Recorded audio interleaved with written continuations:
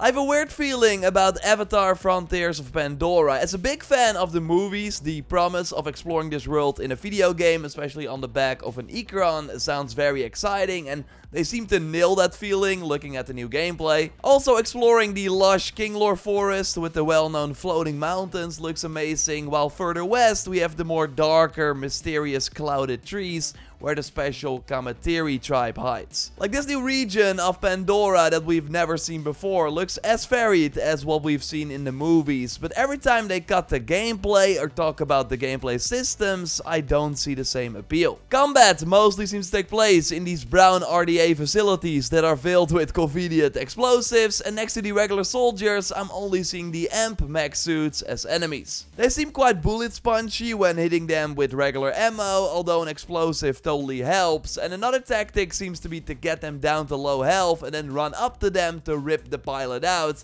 Totally cool to do that for the first time, but I'm curious if it stays fun after a while. Like, so far Avatar doesn't seem to bring anything new to the table in terms of clearing these outposts compared to the many we've already taken over in the Far Cry games. And at least in Far Cry 6 these locations were more memorable and varied instead of muddy facility number 2. As you might know, I love the Far Cry games. I covered them extensively here on the channel, played all the DLCs for the recent titles, but one of the main critiques for Far Cry 6 was that it didn't do nearly enough to change the familiar formula. And it seems that Avatar Frontiers of Pandora will be very similar, but then with shooting that so far doesn't look as good as the Far Cry games. There are more question marks, like some interesting elements that are missing now, and I also think there's something going on with that December 7th release date. We'll touch on that, but overall I'm happy that most people seem to be down for this and are hyped after seeing the trailers. Like, I want to be in that camp too. I really want this game to be good. Again, the graphics look incredible, and it totally seems to nail the feeling of living in the Avatar world, and maybe for some people that is already enough, but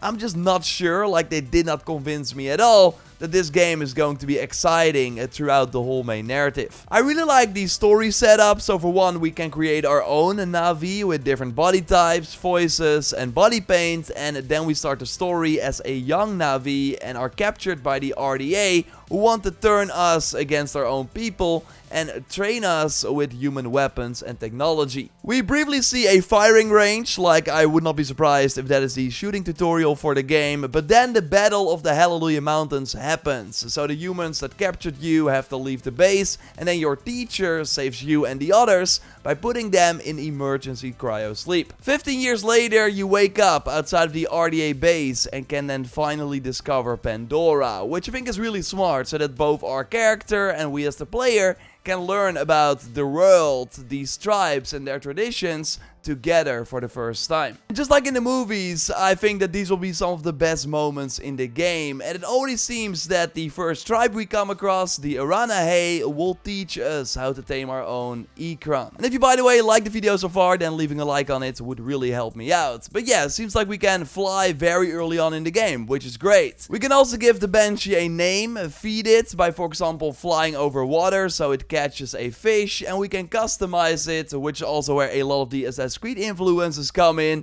More on that in a moment. Really seems that we can go quite far on the back of this mount. You can also do some acrobatics, dive down. I do wonder though how fun flying combat will be, as that just looks like holding still and then picking off these Scorpion gunships one by one. But exploring the world from the sky will at least be very interesting. And by getting to know the next tribe you will visit, the nomadic Sesqua clan in the Upper Plains area, we will learn how to tame the dire horses. So then we can move faster on foot and in third person. Like, these shots in particular look really stunning, while of course most of the game is in first person. And the developers noted that the reason for this is to immerse us more into the world. Which sure, I think comes across well when exploring the lush environments, picking up plants or taming creatures, although third person combat would have helped to make this game feel less like a Far Cry spin-off. And at one point we see the weapon wheel in action with 6 weapon slots. There are 2 types of bows confirmed so far. We got the regular bow and the longbow for, of course, longer ranges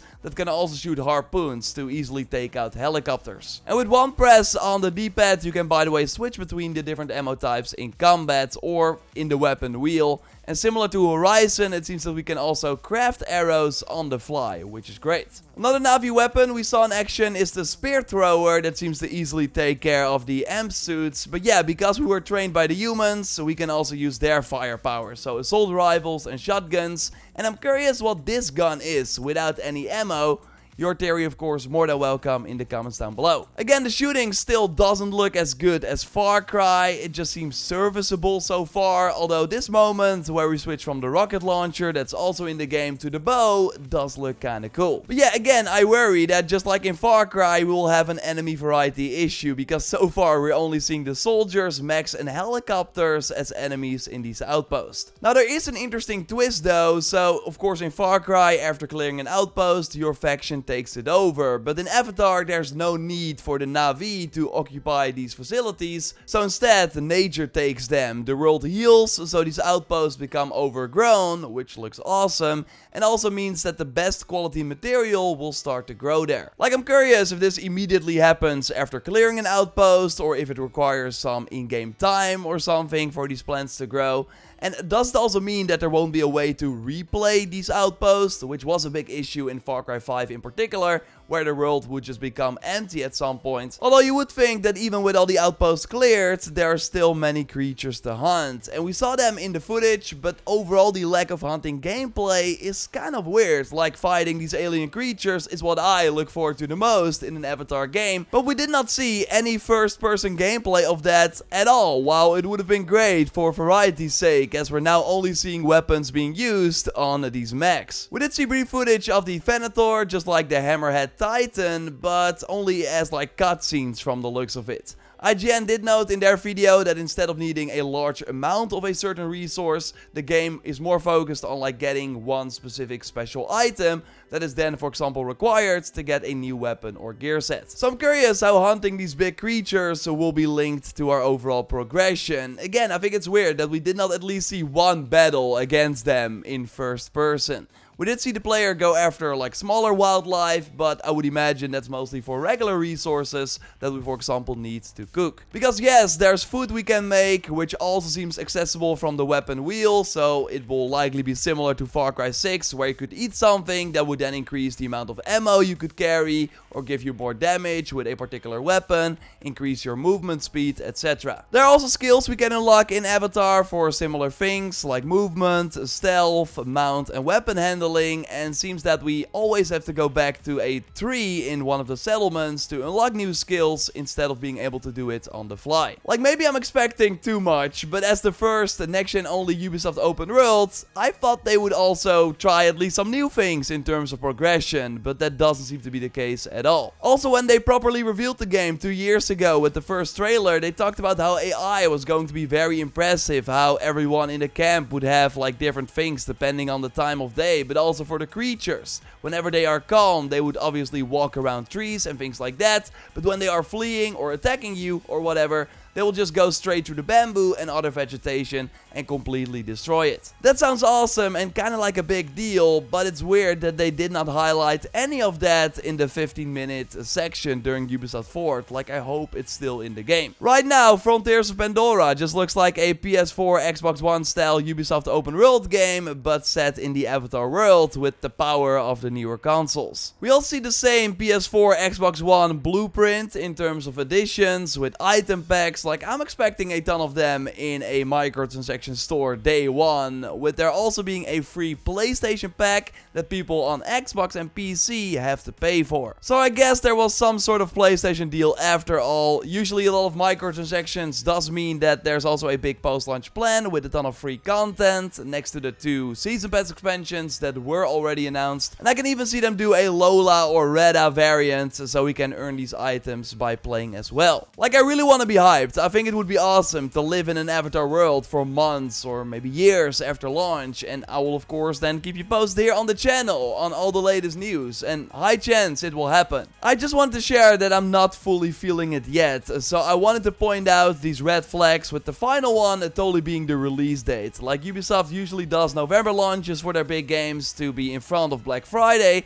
and also this year November is strangely quiet. So with them going for December 7th instead of picking a November date, it kinda tells me that this game is probably not ready before that point and that it could easily be delayed to early 2024. Which would be fine, but right now they're still committing to a date this year, so I hope they don't rush it. I'll totally keep you posted here, so subscribe to not miss anything on Avatar. Like, I will remain cautiously optimistic. I also started an Ultimate Edition giveaway via the link in the pinned comment, so check that out, and you have to be a subscriber first if you want to enter, and like the video. You can check out my previous content by clicking on the screen, and I will speak to you very soon. Goodbye.